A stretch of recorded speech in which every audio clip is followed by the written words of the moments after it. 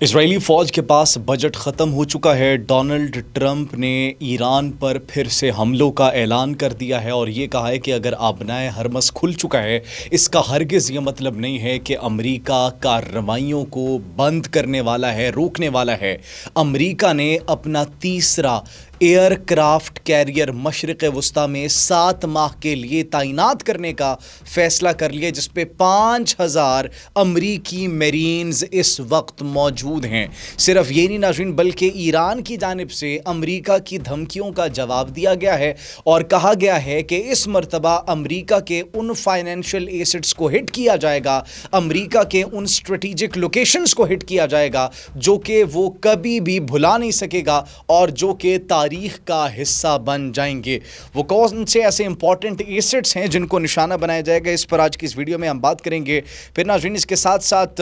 ایک شرط رکھی گئی ہے ایران کی جانب سے آبنائے حرمس کو کھلوانے کے لیے، وہ کون سی شرط ہے اس پر بھی آج کی اس ویڈیو میں ہم بات کریں گے۔ پاکستان کا ایک دفاعی معاہدہ ہو چکا ہے ناظرین، پاکستان کے اس دفاعی معاہدے سے بڑے کنسرنز ہو رہے ہیں ناجائز ریاست کو، اور اس کے ساتھ ساتھ ایک اور اسلامی ملک ہے جو کہ پاکستان کے ساتھ مکہ جوائنٹ ڈیفنس ایگریمنٹ میں شامل ہونا چاہتا ہے، اور اب ان کی پارلیمنٹ سے آوازیں اٹھنا شروع ہو چکی ہیں کہ ہم اپنے بھائیوں کے ساتھ دفاعی معاہدہ کرنا چاہتے ہیں، جس کی وجہ سے دونوں ریاستیں، ایک ناجائز ریاست اور ایک ان کو فدرلینڈ کہنے والے، ان کو 440 وولٹ کا جھٹکا ملا ہے۔ ناظرین ان تمام تر خبروں پر اور ڈیولپمنٹس پر آج کے اس ویلاگ میں ہم بات کریں گے۔ آپ سب پر سلامتی ہوں، انفولڈ پاکستان میں آپ سب کو خوش آمدید کہتے ہیں۔ ناظرین سب سے پہلے بات کرتے ہیں کہ اس وقت ہم نے آپ کو بتایا کہ اسرائیلی فوج کی جانب سے ایک سٹیٹمنٹ سامنے آئی ہے اور وہ یہ کہہ رہے ہیں کہ ہمارے پاس بجٹ ختم ہو چکا ہے، ہمارے پاس اسلحہ خریدنے کے پیسے نہیں ہے۔ یہ بات کون کر رہے ہیں ناظرین؟ اسرائیل کے chief of the staff general جو ہیں ایال زامیر، وہ یہ بات کہہ رہے ہیں ناظرین کہ ہمارے پاس بجٹ ختم ہو چکا ہے، بہت زیادہ فوج کو بجٹ میں کمی کا سامنا ہے، اور ابھی جو اسرائیلی فوج ہے ان کو تقریباً 40 ارب شیکل کے بجٹ خسارے کا سامنا ہے، جس کی وجہ سے جو فوجی آپریشنز ہیں ان میں تاخیر ہو رہی ہے، اور ریزرو فوجیوں کی ڈیوٹی پر آنے والے جو اخراجات ہیں وہ بھی اب ہم برداشت نہیں کر پا رہے۔ پھر امریکہ کی جانب سے ایک ڈیسیجن لیا جاتا ہے۔ امریکہ کی جانب سے کیا ڈیسیجن لیا گیا ناظرین، اس پر تو بات کریں گے، لیکن اس سے پہلے آبنائے حرمس کھلنے کے بعد ڈونلڈ ٹرمپ یہ کہتے ہیں کہ اس کا ہرگز یہ مطلب نہیں ہے کہ ایران کے اوپر حملے بند کر دیے گئے ہیں، اس کا ہرگز یہ مطلب نہیں ہے کہ ایران کے خلاف کارروائیاں رک گئی ہیں، مطلب انڈائریکٹلی ایران کے اوپر حملہ کرنے کا ایک دوبارہ سے اعلان کر دیا گیا ڈونلڈ ٹرمپ کی جانب سے۔ اب صورتحال ہمیں ایران امریکہ جنگ کی کشیدہ ہوتی ہوئی اس لیے بھی دکھائی دے رہی ہے، ایک مرتبہ پھر سے نیا فرنٹ، نیا محاذ کھلتا ہوا اس لیے دکھائی دے رہا ہے کیونکہ ایک ڈیسیجن بھی لیا جاتا ہے۔ امریکی میڈیا کی ایک رپورٹ کے مطابق انہوں نے اپنا ناظرین USS تھیوڈر روزویلٹ، اس کو طویل مشن پر مشرق وسطیٰ بھیجنے کا فیصلہ کر لیا ہے، ایک طویل مشن پر۔ یہ ہم آپ کو سرخی بتا رہے ہیں امریکی میڈیا کی۔ What does that mean طویل مشن؟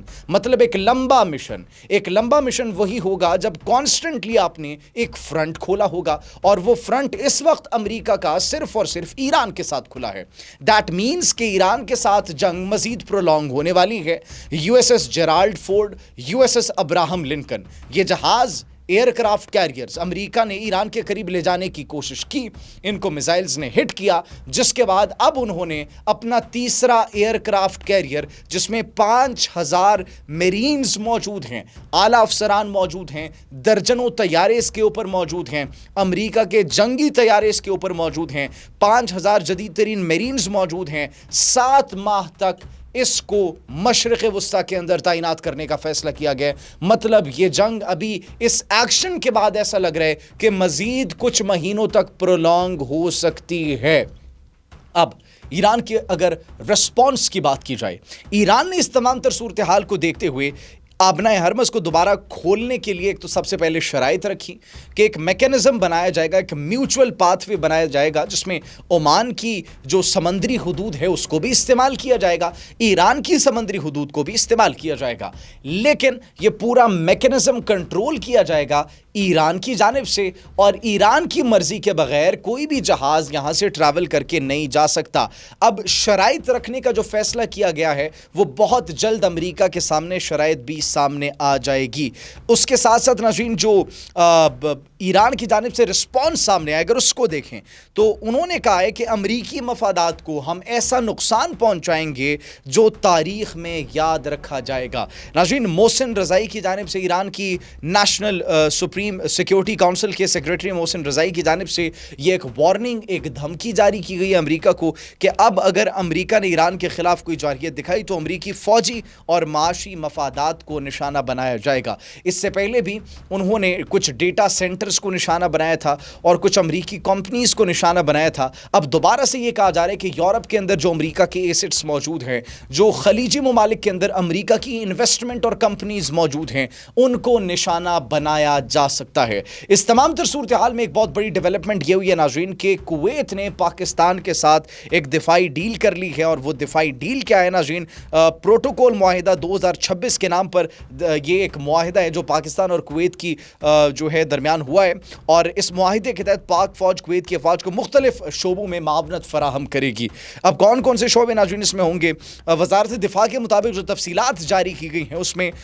تربیت، استعداد کار میں اضافہ، سرحدی انتظام اور دفاعی تعاون کے دیگر باہمی امور پر جو طے شدہ شعبے ہیں یہ اس میں شامل ہوں گے۔ تو ناظرین، پاکستان کی کویت کے ساتھ بھی ڈیفنس ڈیل ہو چکی ہے، پاکستان سعودی عرب، ترکیہ کے ساتھ بھی ڈیفنس ایگریمنٹ کر چکا ہے، صومالیہ کے ساتھ بھی ہو چکی ہے، خلیجی ممالک یہاں پر دیکھ رہے ہیں، افریقن کنٹریز یہاں پر دیکھ رہی ہے، ساؤتھ ایشیا کے اندر کنٹریز پاکستان کی طرف دیکھ رہی ہیں، اور اس بات کی تکلیف سب سے زیادہ ایک تو فدرلینڈ کہنے والے بھارت کو ہے اور دوسرا ناجائز ریاست کو ہے، کیونکہ یہ مکہ جوائنٹ ڈیفنس ایگریمنٹ ان کی راہ کی سب سے بڑی رکاوٹ بننے والا ہے۔ اب بنگلہ دیش کی پارلیمنٹ کے اندر بھی پاکستان کے ساتھ دفاعی معاہدہ کرنے کی بات چیت بڑی زور پکڑ رہی ہے۔ چائنا سے J-10C لینے کی بات چیت کی جا رہی ہے، وہی J-10C جس نے بھارت کے غرور کو خاک میں ملایا۔ پھر پاکستان کے ساتھ اگر مکہ جوائنٹ ڈیفنس ایگریمنٹ میں شامل ہو جاتے ہیں تو دونوں اطراف سے بھارت کو گھیرا جا سکتا ہے۔ ملٹی فرنٹ وار کے لیے بھارت کبھی بھی تیار نہیں ہے، اسی لیے بنگلہ دیش کو دباؤ میں ڈالنے کی، ان کو پریشرائز کرنے کی کوشش کی جا رہی ہے، لیکن عین ممکن ہے کہ بہت جلد آپ کو یہ خوشخبری مل جائے۔ آپ کیا سوچتے ہیں ناظرین، کب یہ خوشخبری ملنے والی ہے اور کون سا وہ پہلا ملک ہوگا جو کہ مکہ جوائنٹ ڈیفنس ایگریمنٹ میں شامل ہوگا؟ کامنٹ سیکشن میں اپنی قیمتی رائے سے ضرور آگاہ کیجیے گا۔ مجھے اجازت دیجیے، اللہ نگہبان۔